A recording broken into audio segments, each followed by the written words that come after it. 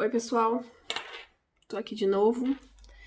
Eu disse que ia contar uma historinha pra vocês que chega a ser engraçada, pra não dizer que é quase uma novela.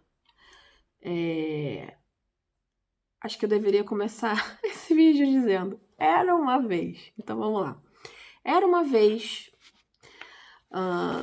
no século XIX, um casal de portugueses que se apaixonaram. Na casa dos seus 20 anos, se casaram em Portugal.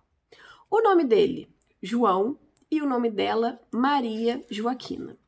João e Maria Joaquina decidiram ir para o Brasil, né? Testar a vida em terras tupiniquins. Lá chegando, infelizmente, Maria Joaquina, na flor da idade, veio a falecer. No momento do falecimento de Maria Joaquina, João, muito triste, desolado, acabou por conhecer uma outra rapariga chamada Reduzinda. Anos mais tarde, João e Reduzinda se casaram. E vocês ouviram certo, o nome dela era Reduzinda, ok? Infelizmente, João é uma pessoa que não tem muita sorte. O que aconteceu? Reduzinda também veio a falecer. Um detalhe, Reduzinda também era portuguesa e vivia no Brasil, no Rio Grande do Sul. Pois bem, João era uma pessoa que não desistia do amor. O que aconteceu com ele? Conheceu Isolina, que é o nosso personagem principal, ok? A nossa personagem principal. Isolina viu o amor florescer por João. João, aquela pessoa com mais idade, até porque já tinha vindo de 2 casamentos, acabou por não aguentar tanto amor. Na expectativa de fazer Isolina feliz, acabou por falecer também. E aí, entramos na viuvez feminina. Isolina fica viúva de João. Então, vamos voltar para o histórico. João casou com Maria Joaquina, morreu Maria Joaquina. João casou com Reduzinda, morreu Reduzinda. Então, João resolveu ter um novo amor, um terceiro, casou com Isolina. O que aconteceu com João? João veio a falecer. Isolina, que não queria ficar só, decidiu que casaria novamente e conheceu José. José não era português. José era espanhol, por acaso viúvo. Infelizmente, a vida não foi boa para Isolina e depois que ela casou com José, ela também faleceu, ok? Então, por que eu tô contando essa história? Porque existe no meio disso tudo uma nacionalidade de neto pela legislação antiga, que em síntese precisa, dentre os documentos essenciais, fazer a transcrição do casamento de Isolina com José. Isolina, portuguesa, e José, espanhol. Aí você pode pensar assim, tudo bem, é só você ir lá e transcrever o casamento da Isolina com o José. Não, porque Isolina antes casou com João. Então eu preciso transcrever o casamento da Isolina com João. No entanto, João já era viúvo. João era viúvo de quem? De Reduzinda, lembre-se bem. Então eu preciso transcrever primeiro o casamento do João com a Reduzinda. Ok. Mas João não era o primeiro, a Reduzinda não era a primeira esposa de João. João também havia casado com Maria Joaquina. Aonde está o problema? Lá para os lados de 1900 minha avó tinha acabado de nascer, no início do século, por volta de 1910, aconteceu uma enchente colossal no Rio Grande do Sul e a Santa Casa de Misericórdia perdeu os livros de registro dos anos de 1910 e 1911. O que tinha nesse livro de registro de 1911? A certidão de óbito de Maria Joaquina. Maria Joaquina nunca foi declarada como morta em Portugal. Então, como eu faço para transcrever o casamento de João com Reduzinda, depois a viuvez de João, em seguida o casamento de João com Isolina, depois a viuvez de Isolina, para em seguida fazer o casamento de Isolina com José, que é aquilo que realmente me interessa? Senhores, eu estou à volta com esse processo desde novembro, quando a situação me apareceu. Por que eu tô contando essa história e parece uma novela? Porque eu fui à conservatória e contei toda a história para a pessoa.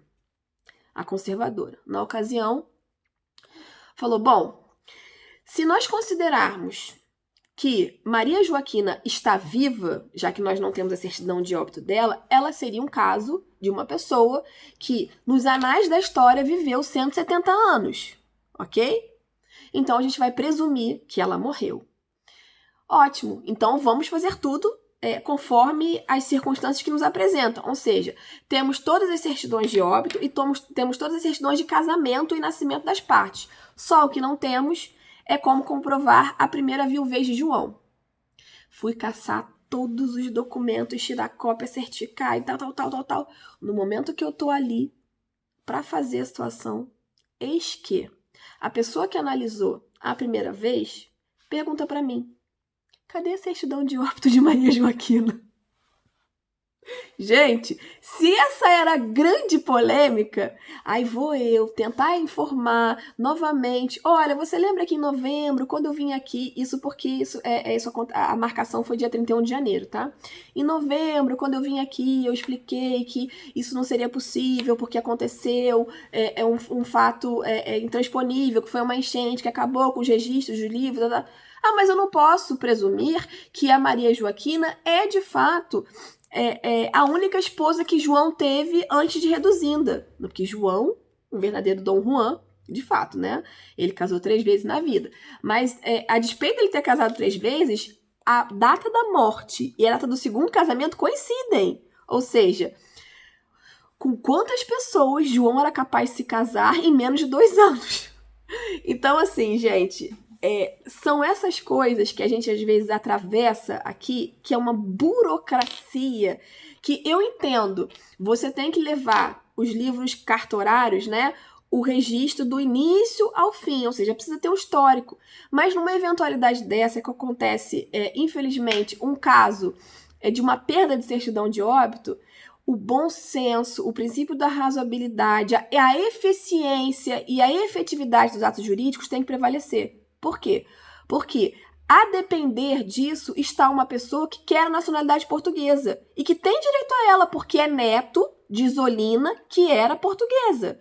E ele deu entrada nesse processo ainda vigorando a lei antiga, ou seja, é aquela nacionalidade superapreciada hoje em dia, que é a nacionalidade que dá direito a você pedir a condição de neto nacional português sem ter a necessidade de comprovar aqueles vínculos com o país que a gente sabe que são de caráter altamente subjetivos.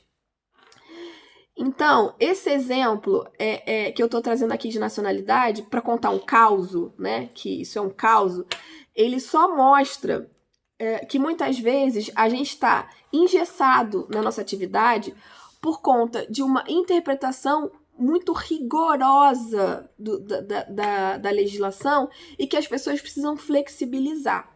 E eu posso dizer que isso, muitas vezes, é intransponível para o advogado, porque eu tenho esse princípio. Eu olho para a situação e vejo, de fato, Leonardo tem direito a essa nacionalidade. Só que aí entra num pormenor que aí eu vou contar um outro caso. Passado, nacionalidade Leonardo. Vamos falar de nacionalidade de Ricardo Marques. Ricardo Marques tem um pai chamado Humberto e tem uma mãe chamada Maria Alice. Maria Alice, Ilha da Madeira. Humberto, brasileiro. Pois bem, Ricardo deu entrada no processo de nacionalidade ainda no Brasil. No entanto, Maria Alice e Humberto jamais casaram. O que acontece com, não sei, qual a percentagem de população do Brasil que passa por isso. Que tem uma relação conjugal, no entanto, e tem filhos, mas nunca oficializaram a união. Do mesmo jeito que tem no Brasil, aqui em Portugal também tem, ok? Eis que ele tem certidão de nascimento, carteira de identidade, passaporte e todos os outros documentos que demonstram que a mãe dele é Maria Alice, portuguesa. E aí vem um documento do consulado e diz assim: você tem alguma outra prova cartorária da sua condição de filho? Aí você se pergunta, que outra prova? Uma escritura de emancipação, por exemplo, em que a sua mãe tá lá te emancipando. Gente, quantas pessoas vocês conhecem que são emancipadas? Isso é raríssimo. Agora, por que a legislação portuguesa cria entraves para uma nacionalidade de filho quando ele provém de uma mãe, porque ela não é a declarante da certidão de nascimento? Não consigo entender. Porque todo mundo sabe, ok? Que uma vez que você não é casada, isso é comum, o pai assume a condição de assume a paternidade ao levar a registro o nome do filho e assume ali a sua condição de paternidade.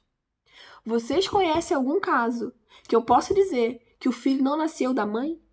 Eu posso até dizer que o filho não nasceu não é daquele pai. Não nasceu não é daquele pai. Agora, a mãe, pelo amor de Deus, gente.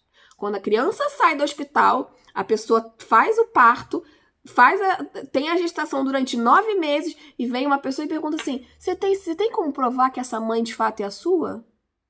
Coisas que acontecem e a gente fica assim, tô boba. E aí, para esses casos, se isso for condição de exemplo para alguém, tem solução. Por favor, senhores, Portugal aceita certidão de batismo. Então, vá até a sua igreja. Se você é filho de uma mãe portuguesa, pai brasileiro, que não possua casamento registrado, à época do seu nascimento ou posterior, ou seja, são pessoas que nunca tiveram apesar de morarem juntos, teriam uma união estável, não homologaram isso através do cartório e, portanto, são ambos solteiros. Se você tiver uma situação dessa, o que você tem que fazer? Primeiro, procurar uma certidão de batismo, ok? Segundo, procurar a certidão de nascimento do seu pai para provar que ele não casou com a sua mãe, ok? E se por acaso a certidão de nascimento, o seu pai é solteiro, ou se ele casou com outra pessoa, vai estar registrado aqui. O que não é possível, a aplicação, é de a gente entender que uma mulher que teve um filho, mas não é casada, tem um filho ilegítimo, ok? E aí, nesses casos, a legislação é mais rigorosa e tal. Porque, para minha concepção e a concepção da jurisprudência, filho de português, independente do regime de casamento, tem o direito à nacionalidade. Regime de casamento ou ausência dele. Filho legítimo, filho não legítimo, não importa. O que importa é filho, é de sangue, foi reconhecido? Então, essa pessoa tem direito à nacionalidade. Então, ficou aí para vocês ficarem um pouco... Ficou para ficarem, ficou horrível, né? Então, é mais uma historinha para vocês entenderem o que a gente passa aqui nos cartórios em relação aos pedidos de nacionalidade, que parece que é uma coisa simples, mas muitas vezes tem meandros e meandros e meandros, e a gente tenta solucionar de todas as formas para entregar a tão sonhada nacionalidade para as pessoas, ok? Bom, gente, depois desse caos, até o próximo vídeo.